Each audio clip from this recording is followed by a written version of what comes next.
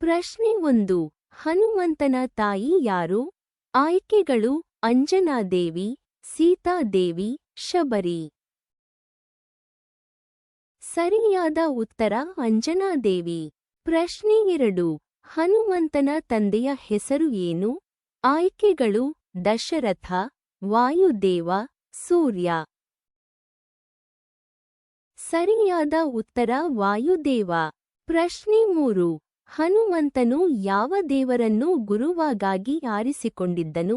ಆಯ್ಕೆಗಳು ಇಂದ್ರ, ಸೂರ್ಯ, ಚಂದ್ರ. ಸರಿಯಾದ ಉತ್ತರ ಸೂರ್ಯ. ಪ್ರಶ್ನೆ 4. ಹನುಮಂತನು ರಾಮನಿಗೆ ತಂದು ಕೊಟ್ಟಲಾದ ಬೋಡಿ ಯಾವುದು? ಆಯ್ಕೆಗಳು ಸೀತಾದ ರತ್ನಾಂಗತಿ, ಜಟಾಯುವಿನ ಪಾರುಪತ್ಯ, ಚೂಡಾಮಣಿ. ಸರಿಯಾದ ಉತ್ತರ ಚೂಡಾಮಣಿ. ಪ್ರಶ್ನೆ 5. ಹನುಮಂತನು ರಾಮನಿಗೆ ಸೇತುವೆ ಕಟ್ಟಲು ಯಾವ ಮೂಲವನ್ನು ಬಳಕೆ ಮಾಡಿದನು? ಆಯ್ಕೆಗಳು ಬಂಡೆಗಳು, ಕಟ್ಟಿಗೆಗಳು, ಹಲ್ಲುಗಳು.